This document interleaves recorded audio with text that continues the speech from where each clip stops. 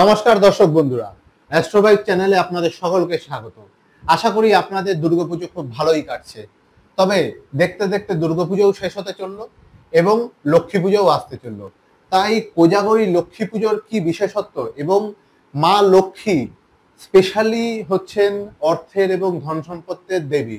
তো astrological point of view থেকে লক্ষ্মী পুজোর কি মাহাত্ম্য এবং কোজাগরী লক্ষ্মী পুজোর কি কি ভূমিকা রয়েছে এবং ইন জেনারেল ওয়েতে আমরা কি কি করলে আমাদের অর্থ লাভ এবং ধন সম্পদ এবং ব্যবসা বাণিজ্য চাকরি বাকরির ক্ষেত্রে কি কি বেনিফিট হতে পারে, সেই পুরো বিষয়টাই আজকে ডক্টর মুখার্জির থেকে আমরা জেনে নেব।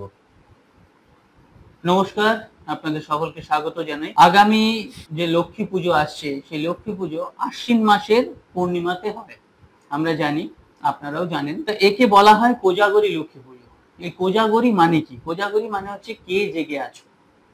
মা দেখেন এই সন্ধ্যেবেলা যখন পুজো হয়, তারপর সারা রাত যখন পুজো হয়, মা কিন্তু দেখতে বেরোন, এটা আমাদের কথিত আছে যে কে জেগে আছে। যে জেগে থাকবে তার বাড়িতেই মা আশ্বিন হবে। এবং কেন? তার সঙ্গে কি চাই না, সুস্থ পরিবেশ, শান্তি, যেখানে চেঁচামেচি হয় না, পরিষ্কার পরিচ্ছন্ন।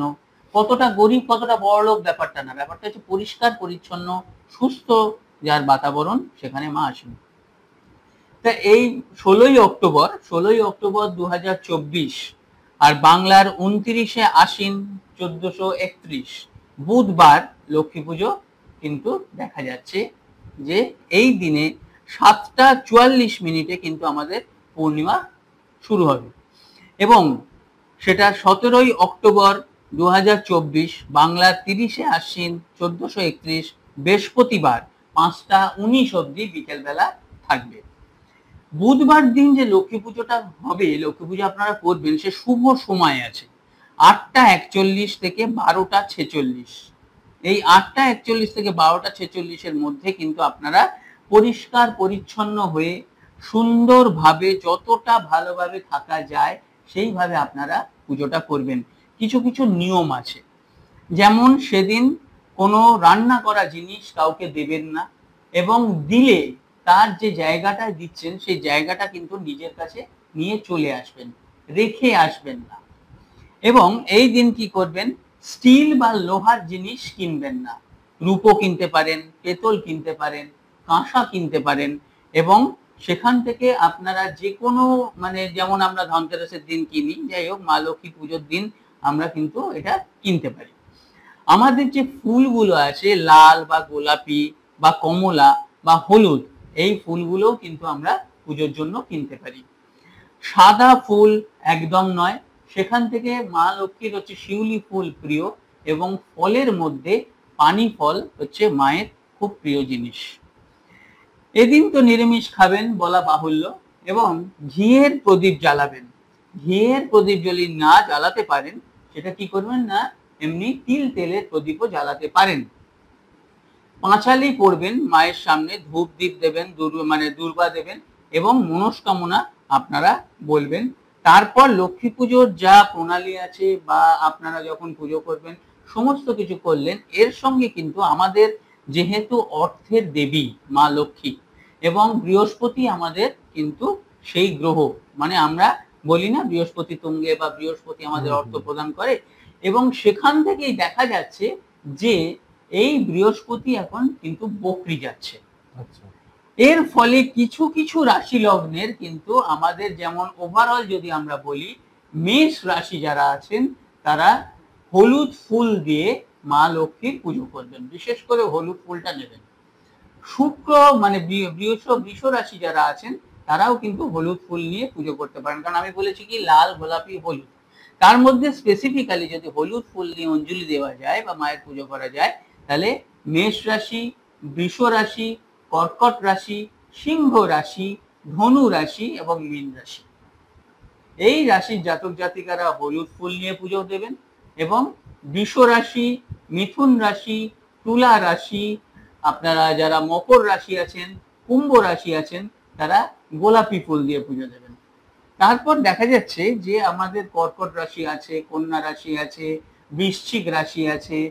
তারপরে আপনার এই যে কর্কট, বৃশ্চিক এবং কন্যা, এরা কি করবেন, কর্কট রাশি হলুদ ফুল দিয়ে দিতে পারেন।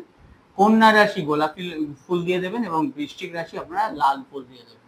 এইভাবে যদি আপনারা অঞ্জলি দেন এবং মা লক্ষ্মীর মন্ত্র পাঠ করা যায়, আমাদের পুজো করা যায়, তাহলে কিন্তু বৃহস্পতি বক্রীর যে অশুভত্ব সেটা অনেকটা কম আসবে।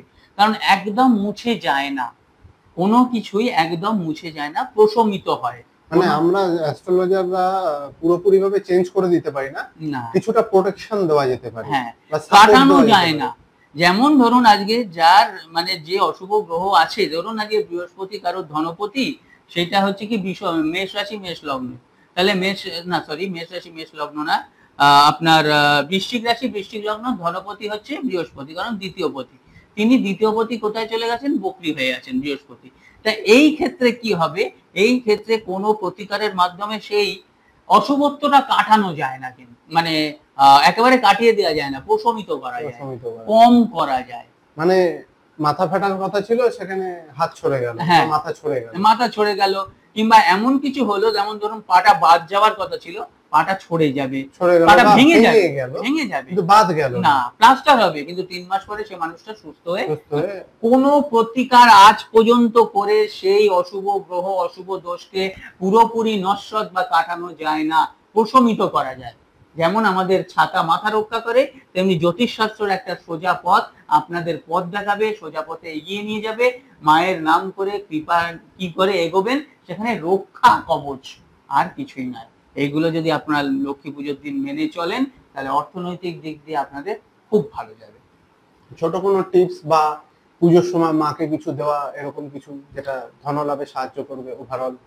দেখুন, ওভারঅল সমস্ত রাশির ওই যে বললাম যে কি কি ফুল দিয়ে আপনারা করবেন, তথাপি একটা কাজ করবেন, গোটা মানে আপনারা ধান নিয়ে আসবেন, এমনি ধান নিয়ে আসবেন, ধান নিয়ে এসে আপনারা নর্থ ইস্টে ওটা রেখে দেবেন, কোনো একটা হলুদ আপনারা কাপড়ে বেঁধে ধান নর্থ ইস্টে রেখে দেবেন। সবাই মেষ রাশি থেকে মীন রাশি সব জাতক জাতি যারা, দেখবেন আপনাদের সারা বছর অর্থনৈতিক দিক দিয়ে, কারণ অর্থই আমাদের বল, অনেকটাই আমাদের বল সৃষ্টি করে কিন্তু অর্থ, এবং সেখান থেকে আপনারা অনেক বেশি পজিটিভিটি লাভ করবেন। তাহলে দর্শক বন্ধুরা, আপনারা জানতে পেরে গেছেন যে লক্ষ্মী পুজোর বিশেষত্ব এবং লক্ষ্মী কোজাগরী লক্ষ্মী পুজোর দিনকে কি কি করা যেতে পারে বা কিভাবে কি করা যেতে পারে।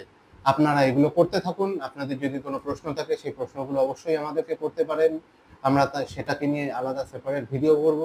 এতক্ষণ ধরে আমাদের ভিডিওটি দেখার জন্য অসংখ্য ধন্যবাদ, এবং আমাদের ভিডিওটি ভালো লাগলে লাইক করুন, আপনার ফ্রেন্ডস অ্যান্ড ফ্যামিলির সাথে শেয়ার করুন, চ্যানেলটি সাবস্ক্রাইব করে বেল আইকন প্রেস করতে ভুলবেন না। আপনাদেরকেও ধন্যবাদ, এবং ডক্টর মুখার্জি এতক্ষণ ধরে আমাদের এত সুন্দর কিছু বললেন, এত কিছু বললেন, তার জন্য ডক্টর মুখার্জিকেও ধন্যবাদ। ভালো থাকবেন। নমস্কার।